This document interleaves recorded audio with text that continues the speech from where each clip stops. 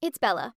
Let's see what happened next in my story. But first, I'll recap some important events in the previous part. I caught my boyfriend cheating on me with mean girl Diane. Worse still, he didn't even seem to care. I had to go to work every day and see them together.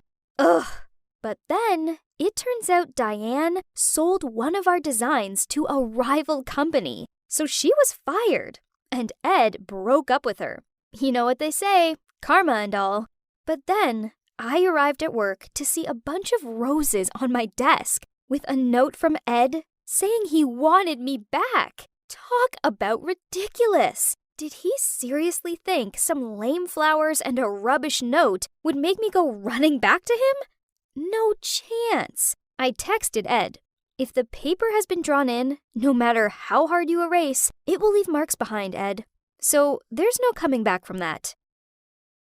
Then I threw the roses in the trash and carried on with my work. Only Ed didn't give up.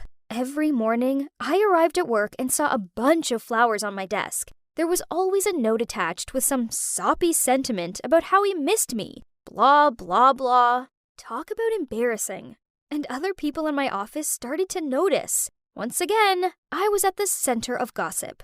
This made me really annoyed. I just wanted to focus on my work without having anything to do with Ed. So every time I saw those bouquets of flowers, I just stuck them in the trash and carried on with my day. Then one time, when I was on my break and scrolling through my phone, it beeped. It was Ellie, inviting me for coffee. This was strange, as we'd only hung out when I'd been with Ed. And as sweet as she was, we'd never been that close. I felt like I couldn't say no to her, as she was just too nice. Besides, I wondered what she wanted to say to me personally. So I went and met her.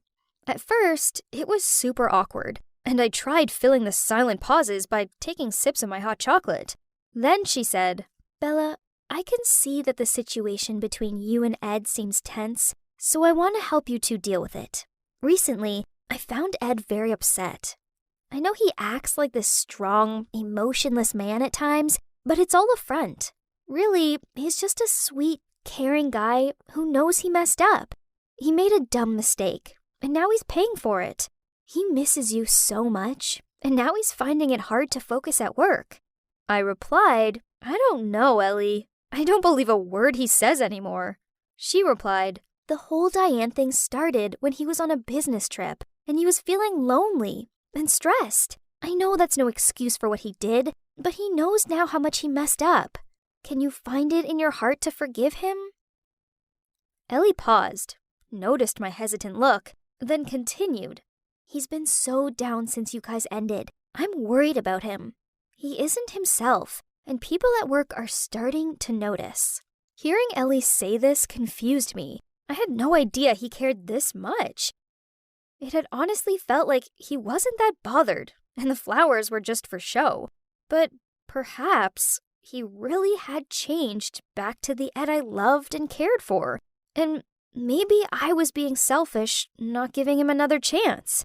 I sighed, then said, "I get it, and I'll think about it, but it's not just that easy to forget the past." Ellie said she understood, and we chatted for a bit. Our conversation got me thinking a lot, especially about Ed-shaped things. There's no denying the fact that I still loved him, but would I have been foolish to give him another chance? Ed continued to send me daily flowers, but now it was also other gifts too, such as a box of my favorite donuts, a cuddly kitten plushie, and a signed copy of this amazing design book. He was certainly putting in a lot of effort, so maybe he really did still love me? To be honest, the words in his notes touched me and reminded me of the sweet memories from when we were together. But whenever I think of Ed and Diane's affairs, I felt uncomfortable, and if I went back to Ed, that feeling would linger on me for a long time. I really didn't know what to do. One night, I decided to take a walk to clear my head, and just happened to meet Jim as he was coming out of the convenience store. At a glance, he immediately knew I had something on my mind. He gave me a can of coffee and went for a walk with me. Jim broke the silence. "Is this about Ed?" I muttered out, "Yeah, is it that obvious?" "Well, Your desk has been like a florist recently, so I figured it had something to do with him. Does he want you back?" I gave a nod of my head. He said, "But you're still so confused, right?" I laughed. Are you reading my mind? Call it an educated guess. I've been friends with Ed for a long time. I think I understand him. He paused for a moment and then sighed. But it turns out I don't. I really don't want to see you suffer, Bella. I asked, so what do you think? Should I go back to Ed? Jim gently replied, No, Bella, you shouldn't. You deserve a better person. Someone who truly loves you, not someone intent on playing mind games. Think about it. He just sends you flowers and gifts. But has he actually come and told you how he feels to your face? Okay, so Jim had a point. Not once had Ed come and apologized to me. And it wasn't like he didn't have plenty of chances. We worked at the same company, for goodness sake. But what if he was too shy? Maybe it was because he didn't know whether I'd truly forgiven him or not, so he wanted to wait a while. Geez, this was difficult. I knew what Ed did was wrong, but I still loved him. And all the flowers, gifts, and love notes were getting to me. I knew it wouldn't be long before I caved and took him back because, as much as he'd hurt me, I longed to believe he still loved me as much as I loved him. After much pondering, I came to the decision that I wanted to give Ed another chance, but he'd have to make me truly believe in his love first. I was going to tell him this after work. But first, I had some work meeting with Jim, Ed, Ellie, and some of our other colleagues. After the meeting, Jim and I packed up and left the conference room first. On the way back to our seats, I found out I'd left my phone in there. And Jim came with me as he wanted to talk to Ed about something. As soon as I got to the door, before I opened it, I heard Ellie talking about me inside. Hey, so Bella is going to your parents' wedding anniversary, right? Then Ed said, I don't know. I'm still working on it. We haven't got back yet. Ellie replied, What are you doing? You must hurry up or else your parents will know you're lying. She paused a bit, then continued. It was all due to your carelessness to let your parents find out about that night. You need to make them believe that the girl who spent the night in your room was Bella. If they think it's Diane, you'll lose everything.